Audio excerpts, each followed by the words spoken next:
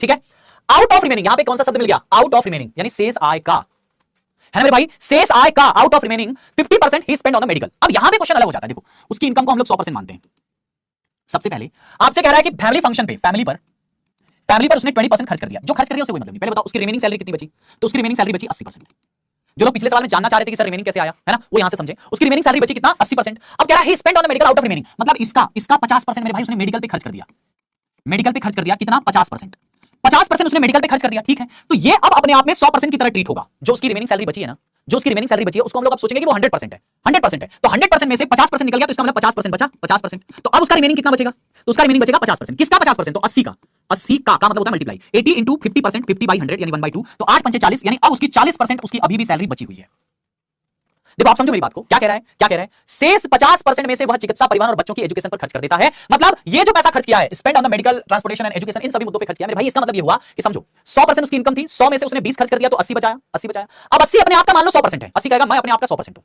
80 अपने आप का मान लो मेरे भाई 100% है, 80, ठीक है ना, 80 अपने आप का मान लो 100% है, ठीक है ना। 80 कहेगा मैं अपने आप का एकदम 100% हूं, ठीक है ना। तो 80 100% हो गया। अब कह रहा है मेरे भैया, अब कह रहा है, ध्यान से समझो, अब कह रहा है कि 80% का 50% उसने मेडिकल पे खर्च कर दिया।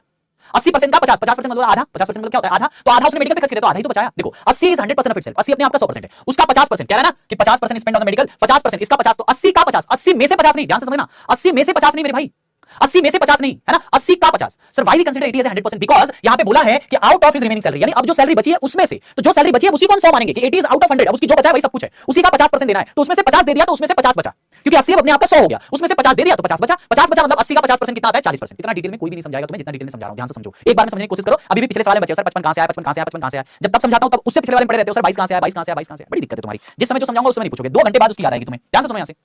तो ये उसकी अब रिमेनिंग सैलरी है, ठीक है, खर्च कर देता है, प्रति माह 800 रुपए बचाता है, तो यही उसकी अब सेविंग हो जाएगी, जो रिमेनिंग सैलरी है वही तो उसकी सेविंग हो जाएगी। तो सेविंग मेरे भाई 40% आई, 40% सेविंग है, यही 800 रुपए के बराबर है। तो 1% की वैल्यू कितनी आ जाएगी, 20 रुपया, 1% 40 से काट देंगे, इससे काटेंगे 2 बार 20 बार मिल जाएगा। तो उसकी इनकम कितनी थी, 100%, 100% की वैल्यू कितना हो जाएगा, 2000 रुपया, ठीक है ना, 2000 रुपया उसकी इनकम हो जाएगी। बहुत आसान और बहुत अच्छा सवाल है। तो ये रिमेनिंग वाले क्वेश्चन जो होते हैं वो ऐसे लगते हैं। आप इसको एक और तरीके से लगा सकते हो, सुनो देखो, देखो ऐसे लगा सकते हो। हम मान लेते हैं कि उसकी सैलरी पहले x रुपए थी, मान लेते हैं मेरे भाई कि उसकी सैलरी पहले x रुपए थी, कह रहा है 20% उसने खर्च कर दिया, तो 80% बचाया, 20% खर्च किया तो 80% बचाया, अब उसके पास इतना बचा है ना। अब कह रहा है कि उसमें से 50% और खर्च कर दिया, 50% खर्च कर दिया तो 50% बचाया, 50% और खर्च कर दिया। जो बचत है वो लिख रहे हैं यहाँ पे, देखो x था पहले, उसकी बचत टोटल कितना थी, x थी, x में से 20 खर्च कर दिया, जो खर्च कर दिया उससे मतलब नहीं, बचा कितना, 80%, तो 80/100, जो बचा वो यहाँ लिख दिया। फिर 50 खर्च कर दिया, जो खर्च कर दिया उससे कोई मतलब नहीं, 50 बचा तो 50/100, और यही उसकी बचत है जो 800 रुपए की बची, उसके पास इतना रुपया बचा था। ये कट जाएगा 0 से 0, 80 से 80, ठीक है ना। तो यहाँ से x की वैल्यू कितनी आ जाएगी, x की वैल्यू कितनी आ जाएगी, 5 से काटेंगे 20 बार में, 20/100 2000 रुपया। आप डायरेक्ट एक लाइन में भी इसका आंसर निकाल सकते हो, ठीक है। अगला देखो, बढ़िया सवाल है ये भी, ध्यान से देखो।